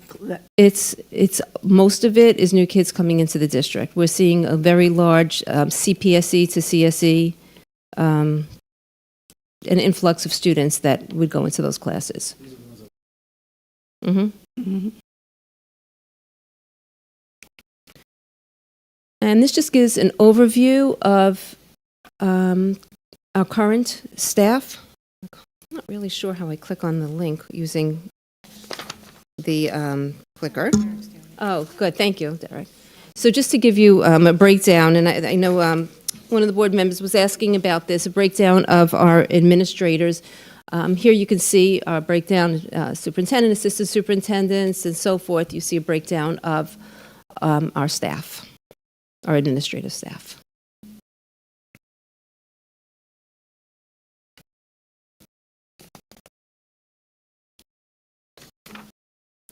And, wrong slide. Keep going. Just go back one slide, please. Okay, so you can see our total FTE is full-time equivalents. So our administrators 50, teachers and pupil personnel staff is 685, teaching assistants 150. For a total of 885 instructional staff members. And these are, this is a summary of our non-instructional staff, divided into full-time, part-time. Just something to note here is something new this year, which is bus drivers. We hired some full-time bus drivers, so you'll see a breakdown of full-time and part-time, and we are in the process of expanding that as well for next year. Some of our current bus drivers are now interested in becoming full-time. Just to comment on that, as much as it doesn't, it has not really led to additional new drivers to a great extent, it does provide the department with much more flexibility if they're full-time, which is what the feedback has been from that department. So it has been a positive change. Okay, so as you can see, we're a pretty big district, 1,510 staff members, which is pretty large. And looking at elementary teaching sections for next year, so in total for general education, this current year we have 163 sections across the elementary schools, and we include 6th grade since we consider those elementary. And for next year, we're going to down at this moment to 162. Again, subject to change. And on the secondary level, this just gives an idea of the breakdown of our teachers and the subject areas. Question. Yes. What happens if we go to 162? What happens to that one person? We have some retirements. Okay, that's good. That's what I wanted to hear. That was the answer I was hoping for. We have two things actually going on. Thank you. I was hoping you'd say retirements. We have two retirements that I know of at this moment, with some others probably coming in. And we also have one elementary teacher who's moving into the new career exploration area, so that would be another, so nobody's losing their job. Good. And just to give you the historical perspective, the budget is going up 2.9%. We have a large part of our budget is staffing, as you can see. So it's about a $3.8 million increase from year to year. Any questions? Only a comment. Great job in your final year, as every other Thank year you. has always been. Thank you.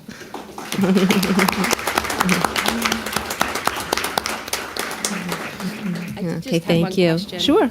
For the financial literacy requirement, are we utilizing teachers that are already in place in like classes that we already have? Are we hiring people specifically for that area? I believe it's a combination of the two. I mean, I know that we need another business teacher, and I actually don't know the specifics because the director kind of is manipulating the schedule right now, and it could work either way. I know we are hiring somebody in the business area, though. Okay, thank you. Thank you, Ms. Refkin. And thank you for, obviously, this being your final staffing presentation. So you've done great work this year and in the past as well. So Ms. Gadis is already here taking notes for next year.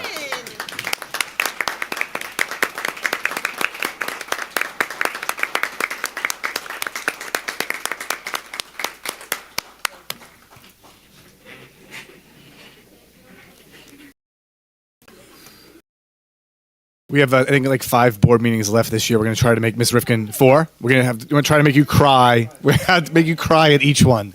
So, thank you for being here. Thank you. We are now going to move on to Mr. Fabiano's final presentation of this season. That's why I said it very quickly, of this season, not forever, in regards to the budget. And so, without further ado, Mr. Fabiano. Thank you, Superintendent Lynch.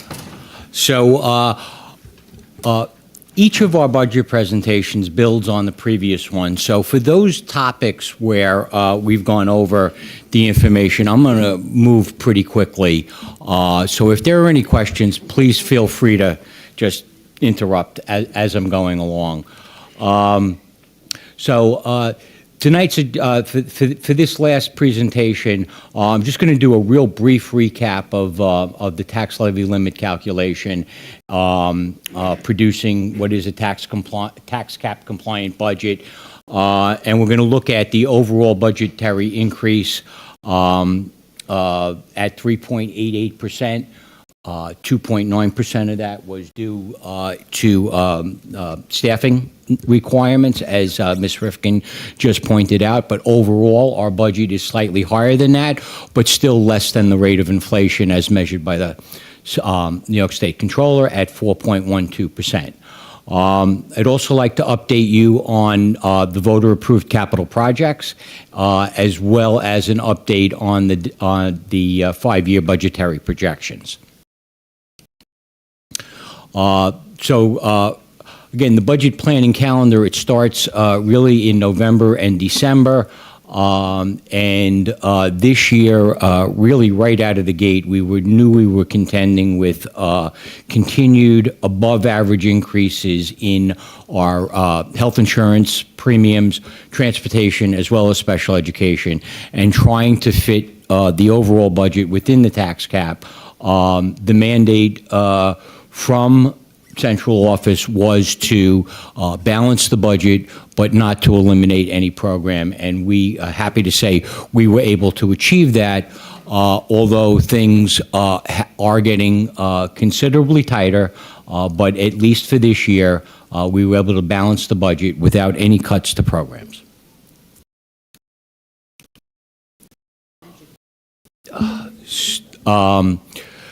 So again, much of this ground we've covered before as we move through the process.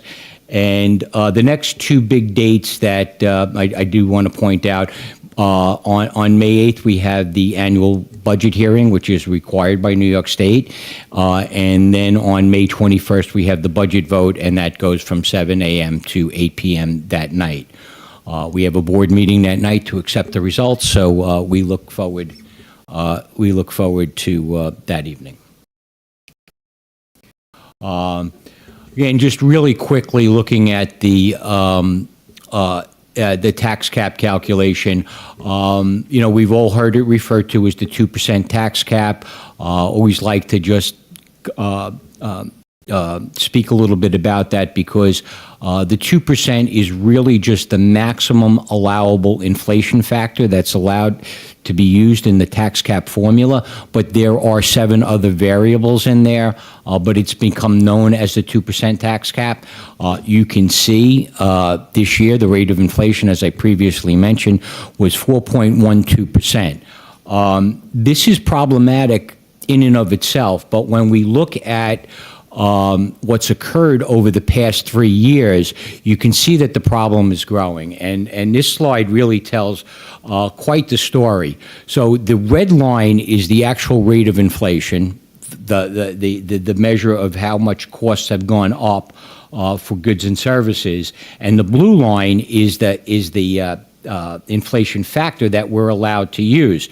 So what winds up happening, you can see here in the first year, this area under the curve, this general area, is what I'd like to refer to as like the loss of purchasing power. Things have become more expensive, but we were only able to raise the tax levy by somewhat less than that. And you can see then over the years, they've really tracked considerably closely. Again, a small area in here where we probably lost a little bit. But then we come to 2021, right after the pandemic, probably not coincidentally, after the federal government began giving out these pandemic-related grants and infusing a lot more money into the economy, prices began to rise. And over this period of time, prices have risen both for residential and as well as school districts by almost 18%, whereas our property taxes have only risen by less than 6.5%. So this differential of about 11% can be quantified based on the size of our budget, and I'm estimating that this area here under the curve amounts to about $28 million in the loss of purchasing power over these 3 years. So it becomes really apparent why things are becoming much tighter. And while we were able to balance this year's budget without affecting any program, negatively impacting program, it is getting tougher and tougher.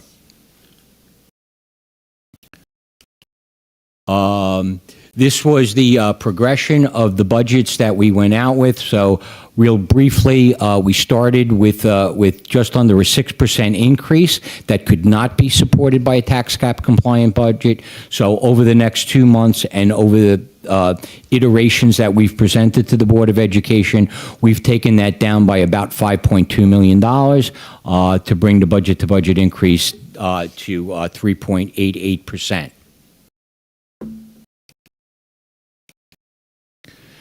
And how does our budget-to-budget compare with the rest of Nassau County? Well, with regard to the tax levy, we're pretty much in line with the county. We are slightly higher, but we did have some changes in the tax cap formula, and so our assessment base has grown. I'm not going to get into it unless you have questions, but we did have a commercial property, who we had a pilot agreement, that's a payment in lieu of taxes, end this year, and so they're going back on the roll. So while our tax levy has increased, will be increasing by 2.9%, we've also had about a 0.5% increase in the assessment base. So all other things held constant, the average homeowner in Levittown will probably feel a tax levy increase really in line with the rest of Nassau County at about 2.5%. Our budget-to-budget, we are one of the first districts in Nassau County to adopt the budget, so we do not have data on the other Nassau County districts with regard to that, but we will have that comparison for the budget hearing. If there are any questions, we're really that's really just the budget portion of this presentation. We've been over a lot of this ground. I would stop here and entertain any questions before we move on to what is probably just some new topics now that we want to talk about tonight. Are there any questions?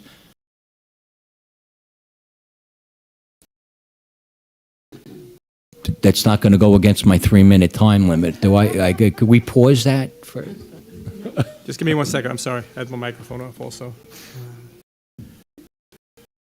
I hear it. I hear you guys. Just while you're calculating, the capital projects update on this chart, you've seen this before. The one in black is complete. The one in blue is approved by facility planning, and so work will now be bidded out. And then the yellow is pending SED approval. So you'll see the work starting hopefully this summer on the things in blue.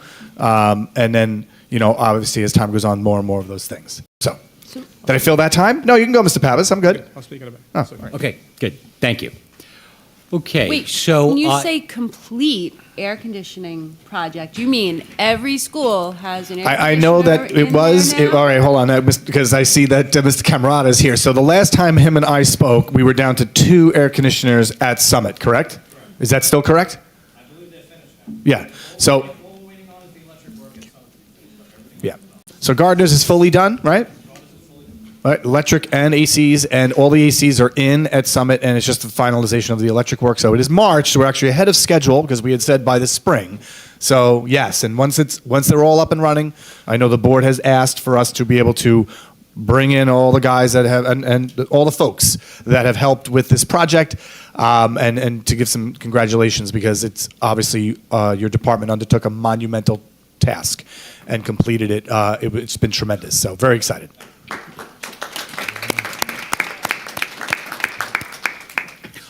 And just an update on the projects that were approved by facilities planning, the ones in blue.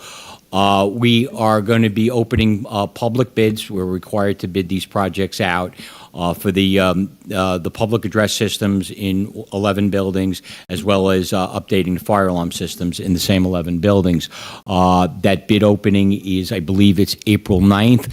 So if we can get the recommendation from the architect in time, we would ask the board to approve those contracts at the April 16th meeting.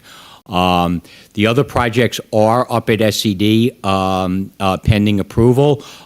We believe that the next one that we will see will be the Energy Performance Contract Phase 2, which includes all the solar panel work that we've previously discussed.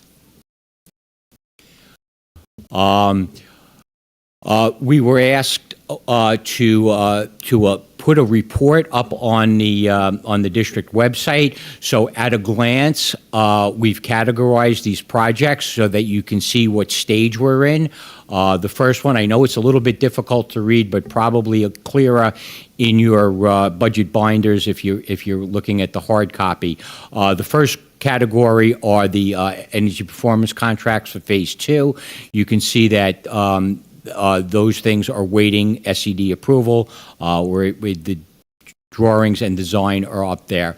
The public address and fire alarm system, you can see that we have SED approval. As soon as we open the bids and the board awards it, we'll move on to the next box and we'll tick those off. So this report will be available by the end of the week on the district website, so that if there are questions and you want to follow a particular project, this will be updated as necessary.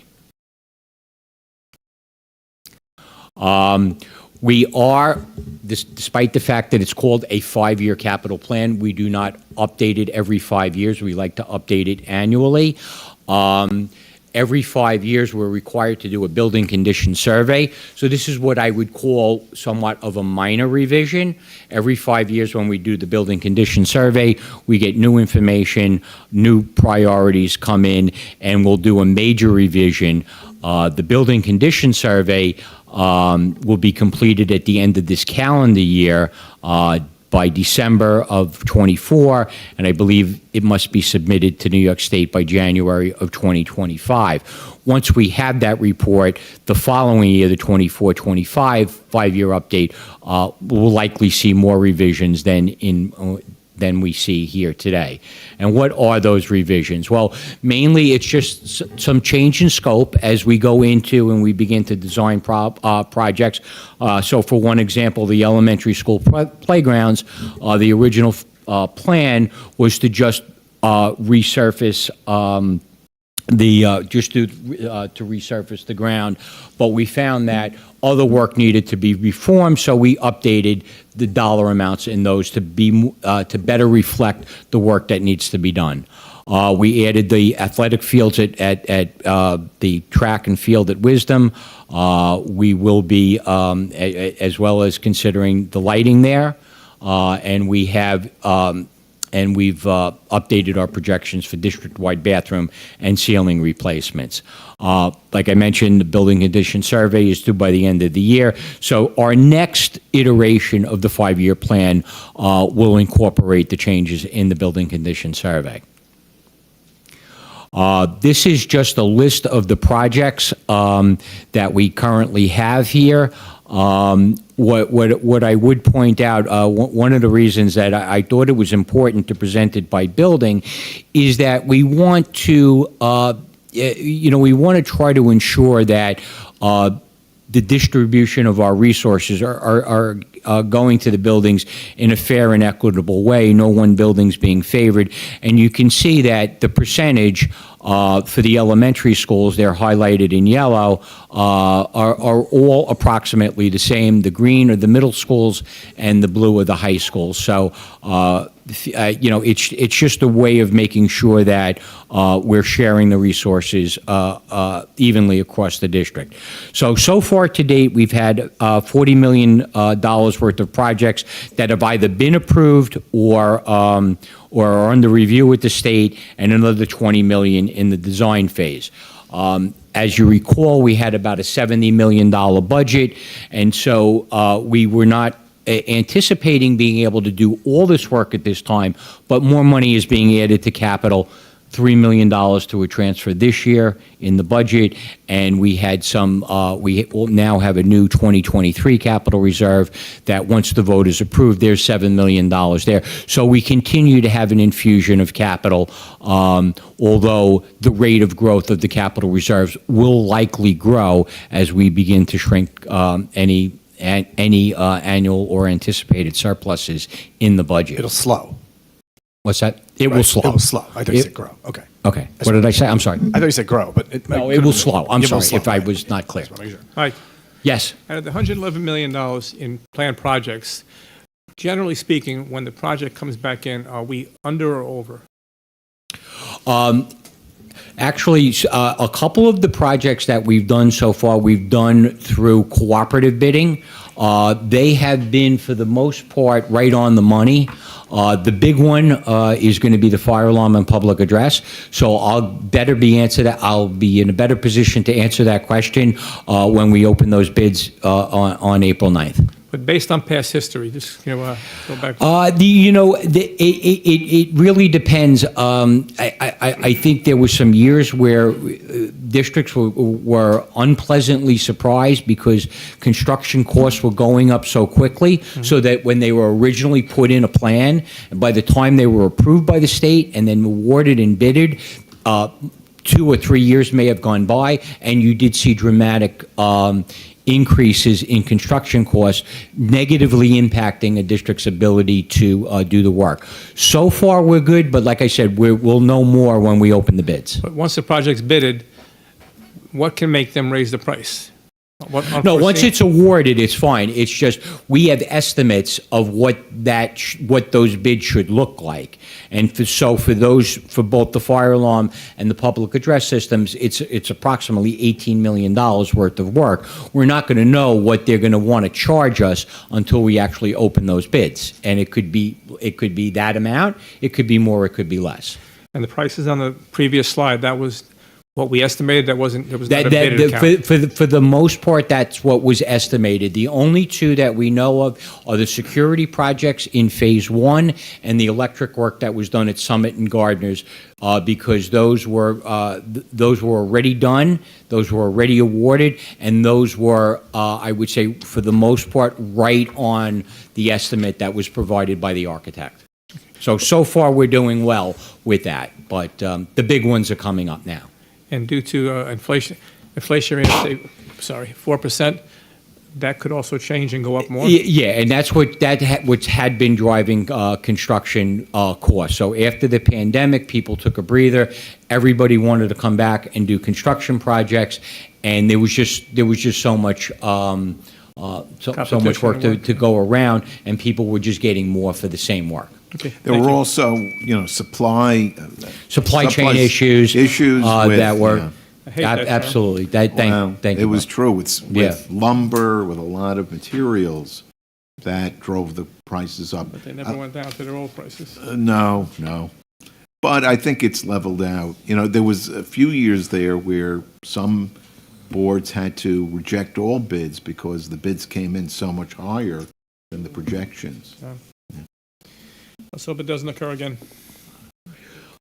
So just before we move on, this is just another this phase of this presentation with the capital projects. So just two things. One, in addition to asking you to adopt the budget that's been presented, the tax cap compliant budget, we will also be asking you to approve and adopt the updated 5-year capital plan, and that's why we reviewed this tonight. In addition, there's also a CEQA motion on there, and we're doing that because the board authorized us and wanted us to look into the lighting at the Wisdom Track and Field. That's a requirement that we get that we do that environmental impact study before we do there. So there's a couple of things in addition to the budget, the readoption of the 5-year plan with the updates and the CEQA, and that kind of wraps up the capital portion of this presentation. So if there are any more questions on capital, otherwise we're just going to move into the 5-year budgetary projection piece of this. Great.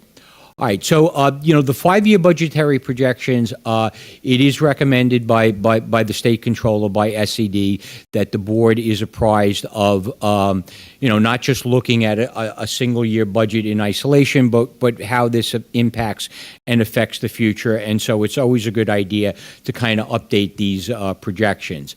One thing, and you'll hear me state over and over again, going through this exercise, it becomes more and more apparent that the growth in our revenues are constrained by the property tax cap and the amount of money that we're given in state aid. Everything else is really insignificant in our budget. So our expenditures over any given period cannot outpace the rate of growth of our revenue, or we begin to build in a structural imbalance in our budget.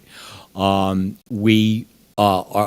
budget was the budget is in balance, but the future difficult to project. But we are just going to try to take a look at it. The forecasting model, I'm just going to give you just a couple of slides. More than happy to follow up with anybody who wants to go into it further. But just to kind of give you a sense of what we're doing here. But again, as you've heard me state, the model that we build is only as good as the assumptions we make. And there's a lot of things that we really just can't predict. But we can look at what's been happening and extrapolate. And, for the most part, we cannot continue to sustain increases in costs that are well above this 2% tax cap. And it's getting difficult to do. So let's just take a look at the base case scenario where everything's growing by 2%. You would assume that everything would just be in balance over the next 5 years. But one of the things that you don't grow are the appropriated fund balance or the use of reserves. If anything, as you're using reserves, if you're not replenishing them at the rate that you're using them, they tend to go down. For this exercise, we kept it 0, but even at that, even though only 12.85% of 12.85 million of the budget isn't growing in this model, it does create roughly $250,000 imbalance in our budget, and over time that grows, it compounds, and you get a cumulative deficit. In this particular case, it would grow to about $4 million. This is something that would, if this was the only issue, this is something that would probably be manageable. But, and again, I'm just using one example here, and I want to use the example of our health insurance premiums. Our health insurance premiums have gone up 34% over the past 3 years. That's approximately 11% a year. If I were to assume that they would only go up at half that rate, and we plug that into the employee benefit line and adjust for the component of the health insurance that makes up the employee benefit line, we've calculated that that increase would be at about 4%. You can see that will immediately create a budget deficit of $1.3 million in year one, and that will continue to grow rather rapidly and result in a cumulative deficit of over $20 million. I don't like this slide either. The point is, I can't really tell you where health insurance premiums are going to be next year or the year after that. But again, just using what we've seen historically, it is somewhat cause for concern. So, we will continue to monitor that. And we will continue to look for solutions. But you can see with small increases above the rate of growth of our tax levy and what we get from the state can cause deficits, and it can happen quickly. Any question on a 5-year projection? I'm sorry, Mike. The healthcare is a carve-out, right? I'm sorry, meeting For the cap.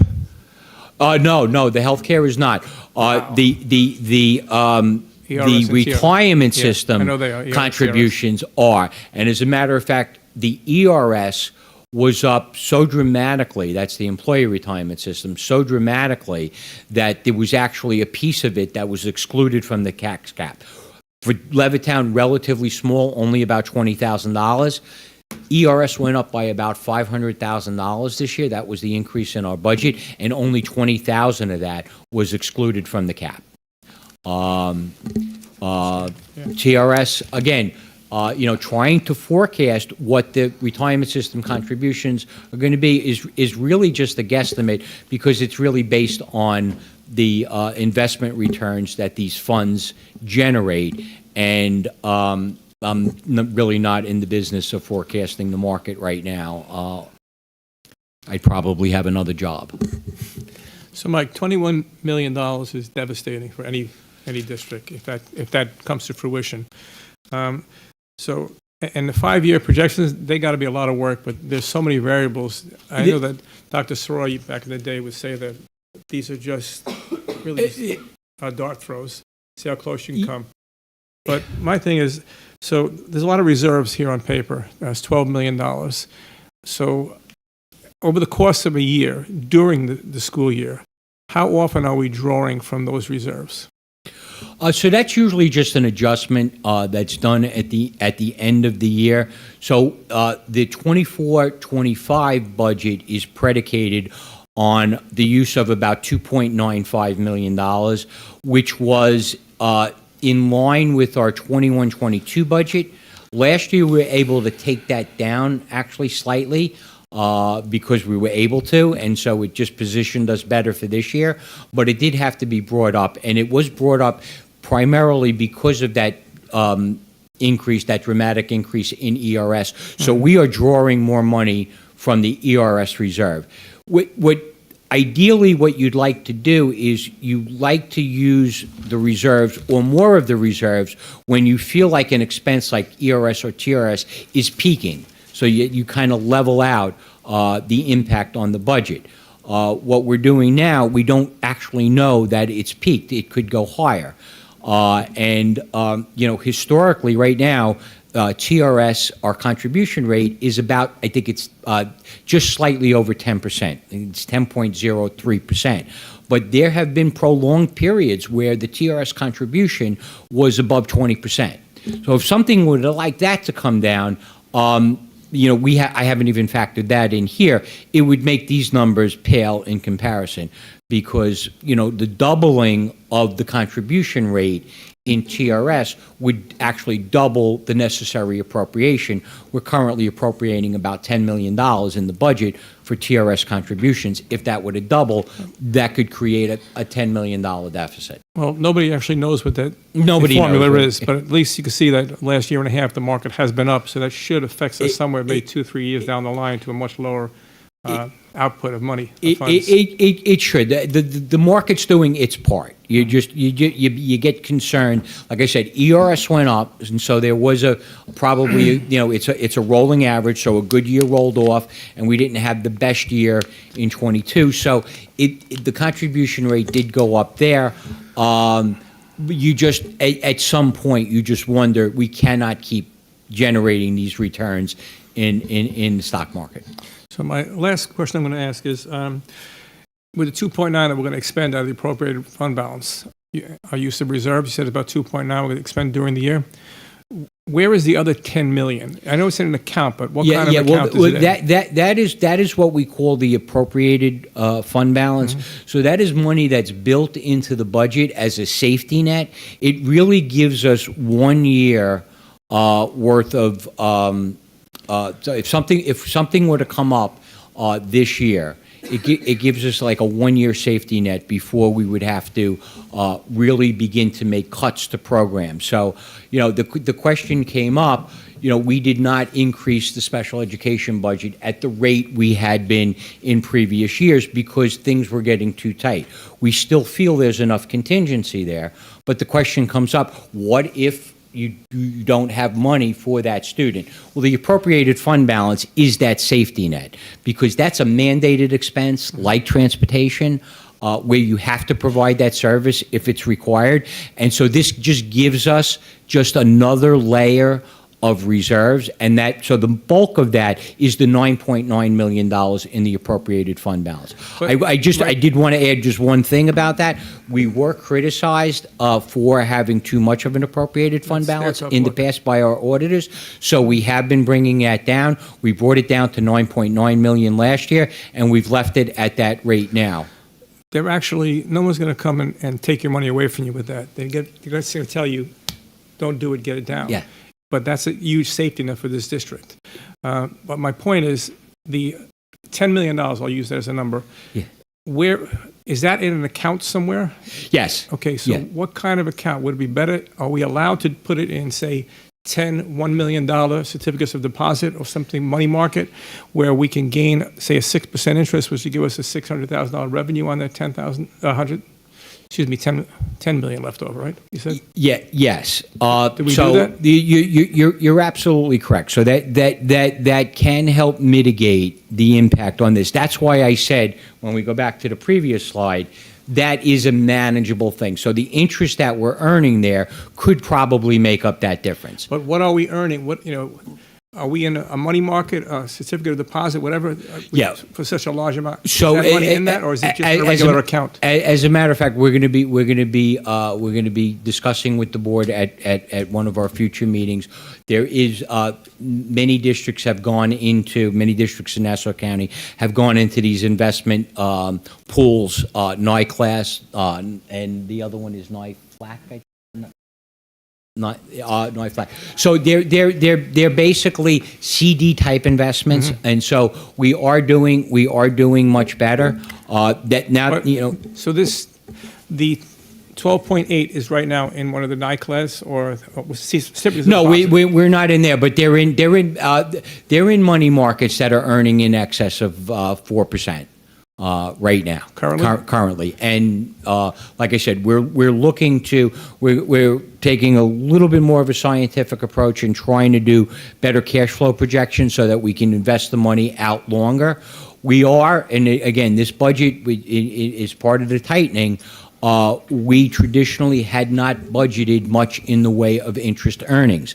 This budget is balanced and predicated on us earning $1.5 million in interest next year.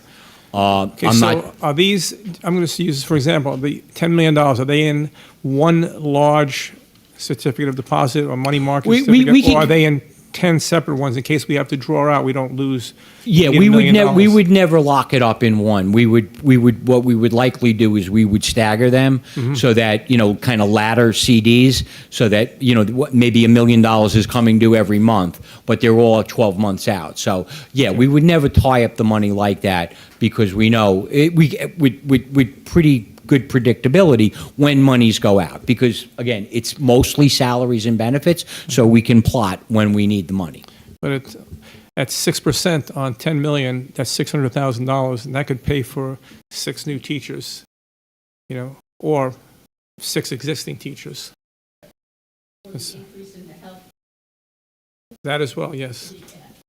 That's a scary thing. It is very scary. Anyway, that's all. Thank you. Thank you so much. And that really concludes the presentation. So if there are any other questions.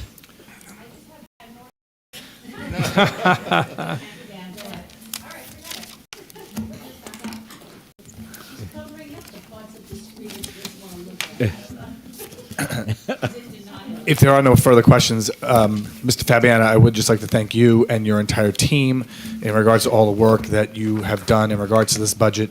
This was not an easy budget.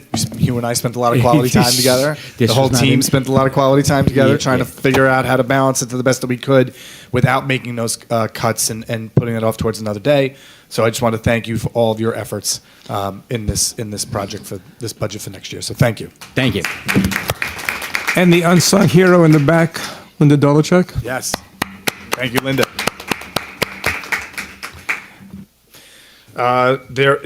It looks like there's a third presentation on here, but there is not. And so congratulations. So that is my report, Ms. Messina. Thank you very much, everybody. May I please have a motion to adjourn the budget planning session? Phyllis, can I have a second? Peggy, all in favor? 6-0. Meeting adjourned. Do I now have a motion to convene the March 20th special meeting of the Levittown Board of Education? Christina, do I have a second? Peggy, all in favor? 6-0. Please note that James Moran is excused from this meeting. Let's just skip right on over to that consent agenda.